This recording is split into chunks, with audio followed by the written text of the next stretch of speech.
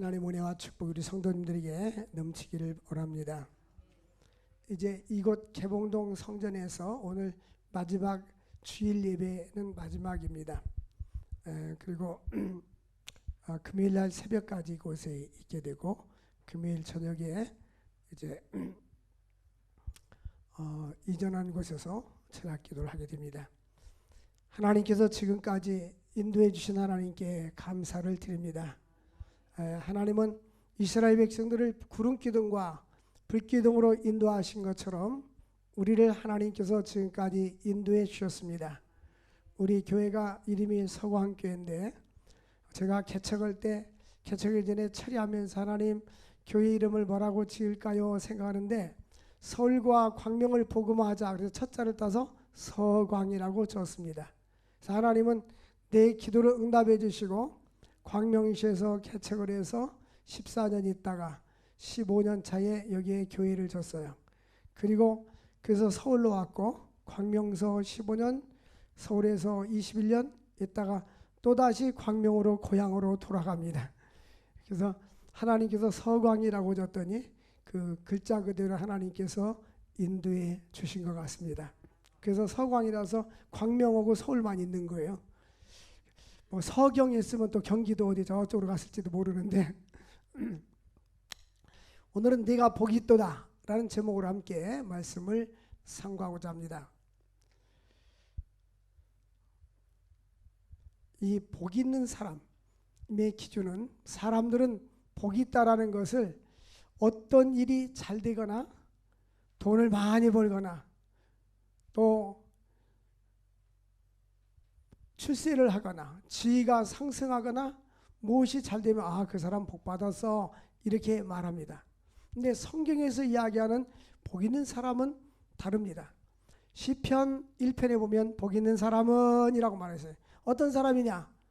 악인의 길을 쫓지 아니하고 그 다음 뭐죠? 죄인의 길에 서지 아니하고 그 다음 뭐죠? 오만한 자의 안찰이 앉지 아니하고 오직 여호와의 율법을 즐거워하여 주야로 묵상하는 자로다. 그러니까 죄인의 길을 죄 짓는 길에 가지 않고 죄 짓는 사람을 쫓지 않고 하나님의 말씀을 늘 묵상하는 그 사람이 이미 복 받은 사람이에요. 그 다음에 저는 시냇가의 신문나무가 시절을 쫓아 과실을 맺으며 그 잎사귀가 마르지 아니한 것 같으니 그 행사가 다 뭐하리로다? 형통하리로다. 복 있는 사람은 이와 같은 사람입니다. 우리 보통 사람들은 결과를 보고 복이 있는 사람, 복이 없는 사람 이렇게 말하죠. 근데 성경은 그게 아니라 그 사람의 인격, 그 사람의 삶, 그 사람의 내면을 보고 복이 있는지 없는지를 결정합니다. 진정한 복 있는 사람은 예수를 그리스도로 섬기는 사람입니다. 오늘 본문에 보니까 예수님이 바요나 시몬아 네가 복 있다 이렇게 말해요. 너는 복 있는 사람이야. 근데 바요나 시몬이 뭐 세상적인 것을 얻어서 복이 아니라 주는 그리스도시요 살아계신 하나님의 아들이십니다 라고 고백하니까 너는 복받은 사람이다. 예수를 아는 것이 축복이고 하나님을 만난 것이 축복이고 너에게 그런 신앙 고백이 있는 것이 축복이다 하는 것입니다. 아무나 예수 믿는 것이 아니에요. 하나님이 선택해 주고 구원해 주신 은혜가 있는 사람이 예수를 믿게 되는 것입니다. 기독교 신앙의 핵심은 예수를 통한 구원입니다. 예수가 없는 사람들은 하나님을 모르는 사람들은 죽으면 끝이라고 생각하고 죽어버립니다. 그러나 인생의 죽음은 끝이 아닙니다. 한번 우리의 영혼이 창도되면 영혼은 없어지지 않습니다. 그 영혼 불멸설이라고 하는데 그 영혼은 지옥에 가서 영혼이 존재하든지 천국에 가서 영혼이 살든지 이 지옥은 성경에서 이야기하는 것은 지옥에서 오래 사는 것을 영원한 형벌이라고 말합니다. 천국에서 영원히 사는 것을 영생이라고 말합니다. 우리가 예수를 믿는 궁극적인 목적은 영생을 얻기 위한 것입니다. 주 예수를 믿으라 그리하면 너와 네 집이 구원을 얻으리라. 첫 번째로 진정한 그리스도인은 그리스도를 따라야 하는 것입니다. 그리스도인의 신앙이란 무엇인가? 자기를 부인하는 거예요. 나를 부인하고 나의 생각과 나의 아집과 나의 중심을 부인하고 언제든지 예수님의 뜻을 쫓아야 하는 것입니다. 예수님께서 제자들에게 나를 따르려거든 자기를 부인하고 자기 십자가를 지고 나를 쫓을 것이니라. 여기서 자기 부인은 뭐냐면 예수님의 생각과 내 생각이 다를 경우, 그때는 언제나 내 생각을 포기하고 주님의 뜻에 따르라는 것입니다. 그런데 사람들은 내 뜻과 하나님의 뜻이 다를 때는 가감없이 내 뜻대로 인생을 사는 거예요. 시간이 나고 여유가 있으면 교회 오고, 그렇지 않으면 안 오고, 그저 예수 믿고 싶으면 믿고 아니면 알고. 그것이 아니라 우리는 나를 부인하고 언제나 십자가를 지고 주님을 쫓아야 하는 것입니다. 신앙생활은 예수님의 삶을 쫓아가는 것이요, 예수님의 인격을 닮아가는 것이요, 예수님의 말씀에 순종하는 것이요, 나의 삶을 예수님께 핵심을 맞추는 것입니다. 그러므로 우리는 주님을 닮도록 노력해야 되는 거예요. 언제나 주님의 인격을 닮을 수 있도록 나는 온유하고 겸손하니 나의 멍에를 메고 내게 배우라. 온유하고 겸손하신 주님을 닮아가야 될 줄로 믿습니다. 주님께서 시몬 베드로에게 이렇게 질문합니다. 사람들이 제자들에게 나를 누구라고 하더냐 하니까 어떤 사람은 세례 요한입니다. 어떤 사람은 엘리야입니다. 어떤 사람은 예레미야 선지자가 다시 살아났습니다. 그러니까 그럼 너희는 나를 누구라고 생각하느냐? 16절에 시몬 베드로가 대답하여 이르되 주는 그리스도시요 살아계신 하나님의 아들이십니다. 여러분, 예수는 주, 예수는 주. 여기 보니까 주라는 단어, 그리스도라는 단어, 하나님의 아들이라는 단어가 나옵니다. 먼저 이 주에 대해서 주는 뭐냐면 주인이라 씁니다. 신약 성경이 기록될 당시에 로마에는 10대 박해가 있었습니다. 그래서 예수님 탄생했을 때 그 이전부터 기독교에 대한 박해가 계속되었었고요. 이제 주 313년까지 콘스탄티누스 대제가 기독교를 공인하면서 이제 자유롭게 기독교를 공인할 때까지 10명의 황제가 박해를 했습니다. 그래서 기독교인들을 감옥에 가두기도 하고 또 사자와 싸우게 만들기도 하고 참새도 목을 잘라 죽이기도 했습니다. 많은 고난과 박해를 당할 때 이들에게 묻습니다. 너의 주가 누구냐? 가이사 황제입니다. 로마의 황제입니다. 로마의 황제가 나의 주십니다. 라고 하면 사는 거예요. 황제 숭배가 심할 때에 황제의 사진과 성상을 만들어 놓고 그곳에 절을 하게 했어요. 아닙니다. 우리는 황제가, 가이사가 우리의 주가 아니라 예수 그리스도가 나의 주가 되십니다. 그렇게 고백한 사람들은 죽는 거예요. 여러분, 지금 코로나 바이러스 때문에 사람들이 힘들어하잖아요.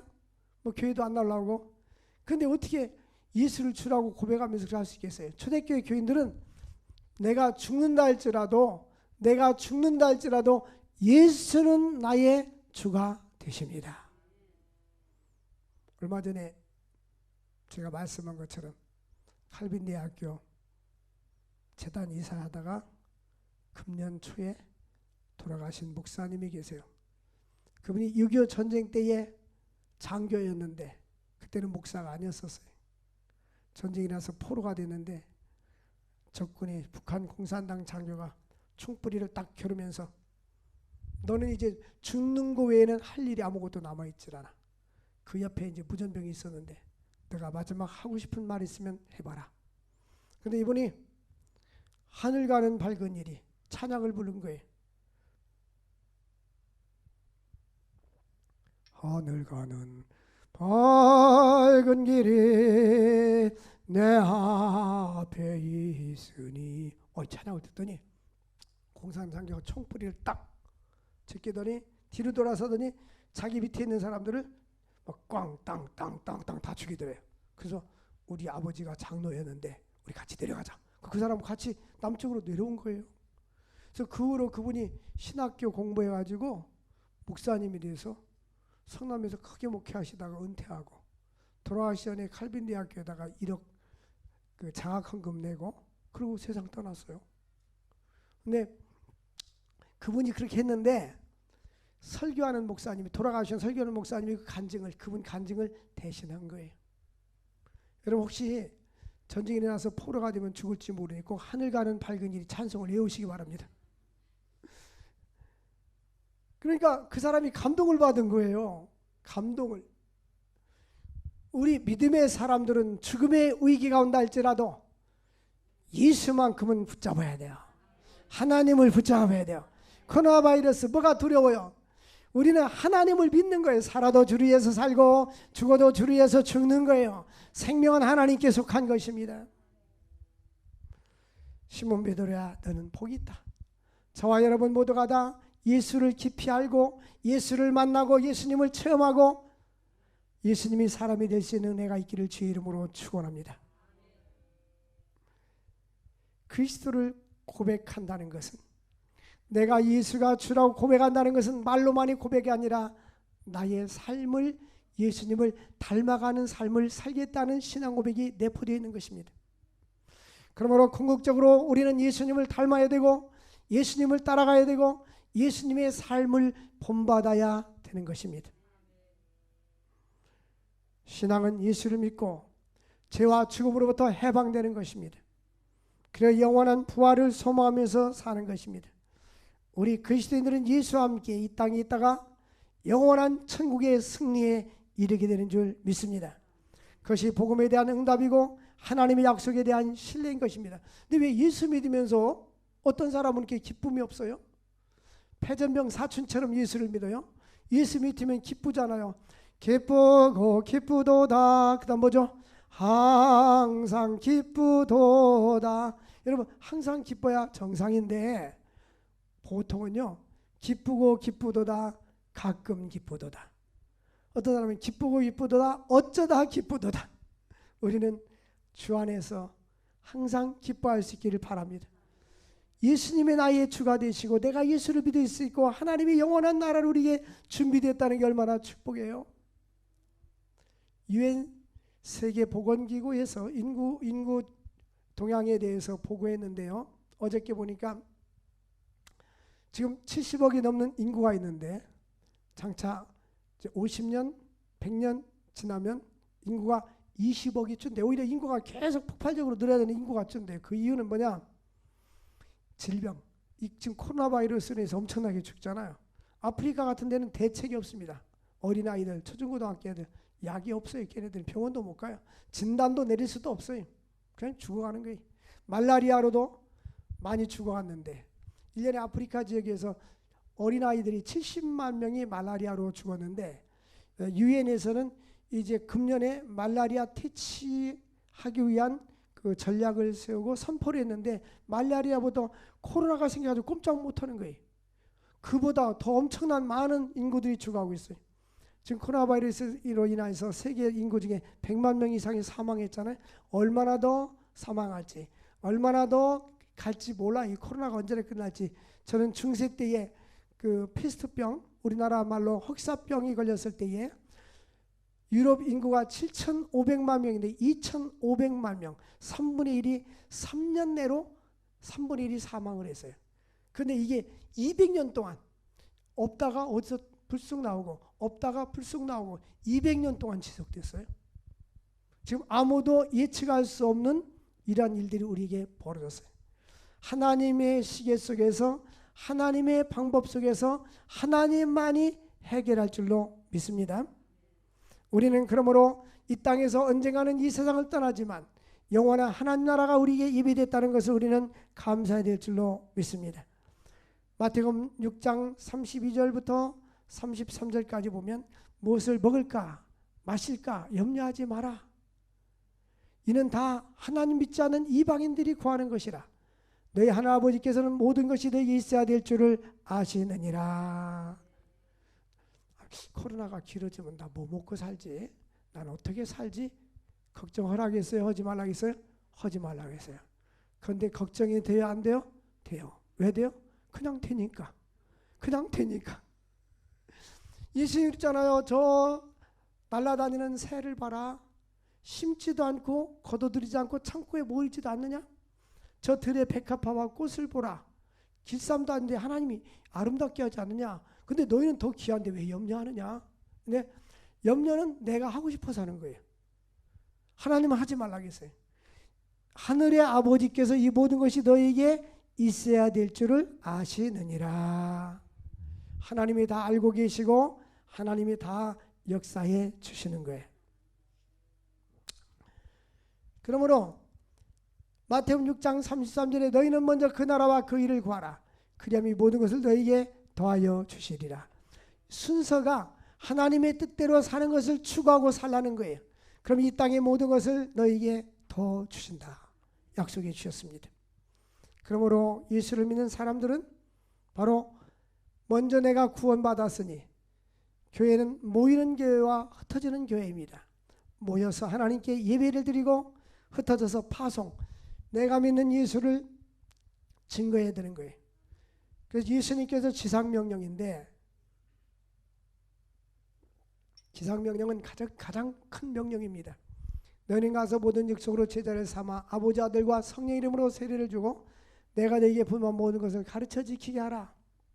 볼지어다 내가 세상 끝날까지 너희와 항상 함께 있으리라. 그레이트 커미션, 영어로 가장 큰 명령입니다. 주님께서 우리에게 주신 가장 큰 명령은 전도하라는 거예요. 복음을 증거하고 제자 삼아서 세례 줘서 천국 백성을 만들라는 거예요. 왜? 우리는 언젠가 이 세상을 떠나야 되고 죽어야 되는데 예수 믿고 구원받는 것처럼 더 좋은 것이 없어요. 예수를 전해주는 것보다 더 큰 선물이 없는 거예요. 그러므로 주님의 지상명령 따라 살아갈 수 있기를 원합니다. 두 번째로 예수를 주로 고백하는 자들은 참으로 복이 있는데 17절에 보면 바요나 시몬아 네가 복이 있다. 시몬아 네가 복 있다. 너 복 받은 사람이야. 너는 참으로 복 받았어. 왜 복 받았어요? 예수를 아니까. 이 예수를 아는 것은 너 어머니 때문에 아는 것이 아니고 아버지 때문에 아는 것이 아니고 혈육이 아니라 하늘에 계신 내 아버지다. 아버지가 너에게 예수를 알게 해주셨다, 그 말씀이에요. 성령께서 나에게 똑같이 예수 믿으라고 증거해도 어떤 사람은 믿지 않습니다. 어떤 사람은 믿어줘요. 어떤 사람은 예수 그리스도로 고백합니다. 우리가 예수를 나의 구주로 믿는다는 것, 이보다 더 큰 축복이 없어요. 나 무엇과도 주님을 바꾸지 않으리 다른 어떤 은혜. 우리는 예수를 깊이 알면 이보다 더 좋은 것이 없어요. 이보다 더 좋은 행복이 없어요. 사람들은 다른 것에서 행복을 찾으려고 합니다. 물질에서 행복을 찾으려고 하지만 물질은 우리에게 행복을 가져다 주지 않습니다. 아무리 가져도 갈증 납니다. 더 갖고 싶은 거에 끝이 없어요. 명예도 명예가 행복을 줄 것 같지만 명예를 가지면 가질수록 더 갖고 싶어요. 끝이 없어요. 우리 인간의 욕망은 솔로몬이 말한 대로 눈은 보아도 차지 않냐고 귀는 들어도 차지 않는 거예요. 그리고 세상 부귀 명예는 잡으려고 하지만 바람을 잡는 것처럼 잡혀지지 않습니다. 영원하지 않다는 말인 것입니다. 이 세상 어떤 것도 영원한 것이 없어요. 영원한 것은 우리 주 예수 그리스도. 예수를 믿고 믿음으로 사는 것고 사는 자들은 영생을 누리게 되고 영원한 축복을 누리게 되는 것입니다. 이미 우리는 예수를 믿었기 때문에 우리 안에 영생이 있고 육체는 죽어도 우리는 영원한 하나님 나라로 가게 되고 주님이 재림하는 그날에 영광의 부활을 있게 될 줄로 믿습니다. 전 바울 사도를 참 좋아합니다. 첫 번째 좋아하는 것은 예수님이고 그 다음 바울이에요. 근데 바울은 정말 주를 위해서 살다가 나의 달려갈 길과 주 예수께 받은 사명 곧 은혜의 복음을 증거하는 일을 마치려면 나의 생명을 조금도 귀한 것으로 여기지 아니하노라. 그가 이제 순교를 앞두고 나서 내가 선한 싸움을 싸우고 달려갈 길을 마치고 믿음을 지켰다. 끝까지 믿음을 지켰다. 그런데 나를 위하여 주님께서 의의 면류관이 예비되었다. 천국에 가면 주님이 나에게 어떤 상을 줄까? 막 상급이 기대가 되는 거예요. 바울은 죽음을 앞에 두고 나 죽기 싫어 안 죽고 그게 아니라 천국에 내가 가고 싶은데 가면 주님께서 나를 위해서 의의 면류관이 예비되었다. 그런데 이 상급이 나뿐만 아니라 주님을 사모하는 모든 자에게니라. 여러분 우리 예수 믿는 사람은요 하늘의 상급을 바라봐야 돼요. 히브리서 11장 6절 보면 믿음이 없이는 기쁘시게 하지 못하나니 하나님께 나아가는 자는 반드시 그가 계신 것과 자기를 찾는 자들에게 뭐를 주심을 믿어요? 상 주심을 믿어야 돼요. 그래서 하나님 앞에 내가 가면 무슨 상급을 받을까 생각을 해봐요. 근데 특별한 상급은 별로 없는 것 같은데 내가 나를 생각할 때 그래도 위로가 된다면 그래도 인도에 고아원 짓고 그 고아원 후원해주고 그런 상급을 주지 않을까. 뭐 교회도 졌지만 우리 교회도 졌지만 그거보다는 고아원 짓는 게 저에게는 위로가 돼요. 어쨌든 그래서 거기 관심이 많아요. 인도 고아원에 이제 거기 예배당 짓고 그 다음에 고아원 졌잖아요. 고아원 목사님 사택까지 이제 졌어요. 그래서 우리 교회에서 일부 하고 제가 아는 친구 목사님 일부 하고 우리 세계 비전 선교에서 마지막 또 일부 하고 또 메일이 왔어요. 목사님 3,000달러가 부족합니다. 3,000달러가 있으면 타일도 깔고 내부 장식을 다 할 거예요. 3,000달러면 360만 원인데 그래서 지난주일날 보내줬어요. 그랬더니 프레이즈 더 로 하나님께 감사합니다. 하나님께 영광 돌립니다 하고 메일이 왔어요. 이제 8월 15일 날 이사한다고. 전에는 그 힌두교 사람 집에서 10만 원씩 내고 월세 살았는데 예수 믿고 그런다고 내쫓고 해서 한 5, 60번을 쫓겨다녔대. 맨날 이사 다니고 그랬는데 월세 냈는데 이제는 내 집서 살게 됐다니 감사하잖아요. 그분이 지은 전에도 한번 땅은 한 700만 원 보내줬는데 땅 샀고 한 4,700만 원 들어간 것 같아요. 근데 한국 그 땅하고 집하고 개봉동에다 옮겨놓으면 10억 이상의 가치예요. 그러니까 한 4, 5천만 원 들어가지고 10억 이상의 가치를 제공해 줄 수 있다면 좋잖아요. 예? 우리는 주님이 기뻐할 일을 무엇일까? 지금 몽골에 교회를 또 짓고 있어요. 코로나 바이러스인데 빨리 지라고 돈은 다 준비됐으니까 빨리 지라고 우리 교회에서 1,000만 원 다른 데서 2천만 원 이렇게 해서 3천만 원이 모아졌어요. 근데 안 지는 거예요. 오늘 또 아침에 또 눈 뜨고 또 문자 보냈어요. 10월 달부터는 영하 기온이라는데 기온이 떨어지기 전에 빨리 지라고. 돈 준비해서 지라고도 제대로 못 져요. 이런 세상이 어디 있어요. 어쨌든 우리는 하나님 나라 상급을 바라보고 하나님 나라 상급을 바라보고 오늘 최후 통째 보냈어요. 지난번 사진을 찍었는데 지금 다시 사진 찍어서 보내라. 일이 지금까지 친척이 하나도 안 나갔으면 여기서 스톱하고 다른 사람을 선택해서 1,000만 원은 없어지고 다시 2천만 원 남은 것으로 보태서 해야 되겠다고 보냈어요. 어쨌든 우리는 하나님 나라 상급을 바라보고 하나님께서 여러분들이 수고하고 헌신한 모든 것에 대해서는 하나님께서 기억해 주시고 상급을 줄 줄로 믿습니다. 근데 상급 이야기가 나왔으니 상급은요 이 땅에서 받으면 하나님 나라가 상급이 없어요. 내가 100만 원어치 수고했는데 그 보상으로 10,000원이라 받으면 하나님은 그 상급에 대해서 없어요. 우리 주님께서 이렇게 말씀했어요. 너희가 이웃을 대접하고 섬길 때 가난한 자들 또 과부들 헐벗은 자들 너희에게 갚을 것이 없는 사람을 대접해라.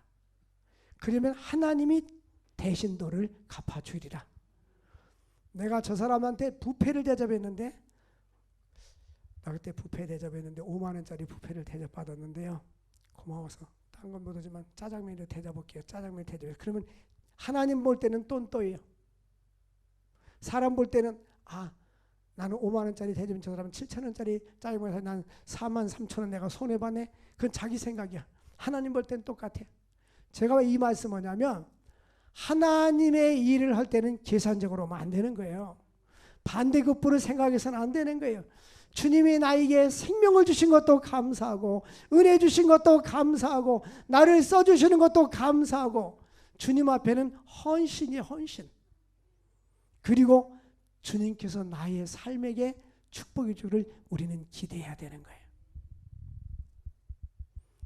사랑하는 성도 여러분, 예수를 주로 고백하는 자들, 요한복음 6장 44절에 보니까 나를 보내신 아버지께서 나에게 이끌어주지 아니하면 내게 올 수 없느니라. 하나님께서 우리를 예수님께로 오게 해주셔서 예수님을 믿게 된 거예요. 우리가 어머니가 믿어서 가는 것도 아니고 친구가 믿어서 간 것이 아니라 물론 형식적으로는 누군가의 전도를 받아서 왔지만 그것은 하나님께서 우리가 그를 통해서 불렀다는 겁니다. 우리가 예수 믿는 것은 하나님의 섭리 가운데, 하나님의 인도 가운데 있게 되는 것입니다. 요한복음 16장 8절 말씀 보니까 이 성령님은 죄에 대해서 책망하고 심판에 대해서 책망하고 세상에 대해서 책망한다라고 말씀합니다. 사도행전 2장 38절 보니까 이 성령께서는 너희가 예수의 이름으로 세례를 받고 제사함을 받으라. 그리하면 성령을 선물로 받게 되리라. 예수 믿고요, 제사함을 받으면 그 다음 주시는 선물이 성령이에요. 성령이 내 안에 계시면 성령의 인도함을 받게 되고, 성령님은 하나님입니다. 하나님이신 성령께서 나에게 소망을 주시고 비전을 주시고 희망을 주시고 인생의 삶을 가치 있게 살 수 있는 지혜를 허락해 주시는 거예요. 성령의 인도 따라 살아갈 수 있기를 바랍니다. 요한복음 8장 32절에 보니까 예수를 주로 고백하는 자들에게 하나님 주시는 놀라운 축복이 있습니다. 그것은 바로 자유함입니다. 진리를 알지니 진리가 너희를 자유케 하리라. 연세대학교 교훈이 진리가 너희를 자유케 하리라. 연세대학교 교문 앞에서 쫙 걸어서 가면 제일 중앙에 언더우드 선교사 동상이 있습니다. 그 밑에 보면 진리가 너희를 자유케 하리라고 써 있어요. 언더우드 선교사가 연희전문학교를 세우고 미국의 세브란스 시에게 후원금을 받아다가 세브란스 병원을 세웠습니다. 클린턴 여사가 이화 학당을 세웠어요. 이화여자대학교를 세웠습니다. 베어드 선교사가 평양에 숭실대학교를 세웠어요. 많은 선교사들이 한국에 왔을 때, 그때 조선시대 때 등잔을 치고 살았고 말라리아와 질병에 걸려서 죽을 때에 순교하면서 이 땅에 복음을 전파하고 초중고등학교, 대학교가 우리나라 국가에 공공된 학교가 없을 때 외국 선교사들이 이런 학교를 먼저 세워준 거예요. 얼마 전까지만 해도 사립학교가 기독교 미션 스쿨이 공립학교보다 초중고등학교 훨씬 많았습니다. 다 선교사들을 통해서 세워진 학교들이었어요. 우리나라가 그런 덕분에 개화가 되었고 발전이 된 겁니다. 반만년 5천년 역사를 가지고 있는 대한민국이 얼마 전까지만 해도 세계 3대 빈민국 중에 하나였었고 1970년대까지만 해도 노스코리아, 북한보다 가난하게 살았어요. 불과 몇십 년 사이에 하나님께서 세계 선진국 대열에 들어갈 수 있는 은혜를 주신 것입니다. 만약에 선교사가 지금까지 오지 않았더라면 우리는 라오스, 캄보디아, 저 북한, 미얀마 이런 나라처럼 후진국 속에서 살 겁니다. 그 사회주의 국가들은 기독교를 용인하지 않았기 때문에 어떤 새로운 문명이 들어오지 않고 발전을 못한 거예요. 사랑하는 성도 여러분, 예수 믿는 것이 최고의 축복입니다. 예수를 구주로 섬기는 것이 축복입니다. 예수 믿는 사람들에게는 예수 믿는 흔적과 간증이 있을 줄로 믿습니다. 마지막 결론은 궁극적인 예수의 기초는 반석이신 예수 그리스도이십니다. 교회는 건물이 교회가 아닙니다. 예수를 믿는 자들, 구원받은 하나님의 백성들이 바로 교회입니다. 선택받은 백성들이 교회입니다. 이 교회의 기초가 예수 그리스도입니다. 예수를 그리스도라고 고백하는 자들은 하나님의 자녀요, 하나님의 백성이요, 하나님의 교회인 것입니다. 교회는 모이는 교회와 흩어지는 교회가 있습니다. 모여서 함께 예배드리고 흩어져서 전도하고, 우리는 불신자들에게 그리스도의 복음을 증거해야 될 줄로 믿습니다. 우리 그리스도인들은 이 세상에서 살다가 종말론적인 구원, 예수님이 재림할 때에 영광의 부활을 입어서 하나님 맞는 새하늘과 새 땅에서 영생을 누리게 되는 것입니다. 그래서 우리가 예수를 믿게 되는 것입니다. 우리 모두 다 예수 잘 믿다가 새하늘과 새 땅에서 영생 복락을 누릴 수 있기를 주의 이름으로 축원을 드립니다. 기도하겠습니다. 좋으신 하나님 아버지, 주는 그리스도시요 살아계신 하나님의 아들이심을 저희들은 믿고 고백합니다. 예수가 나의 삶의 주인이라는 사실을 깨달아 알게 하시고 하나님의 영광을 위해서 살아가는 저희들 모두가 되어질 수 있도록 은혜와 축복 나리워 주옵소서. 예수님의 이름으로 기도 올려옵나이다. 아멘. 우리 301장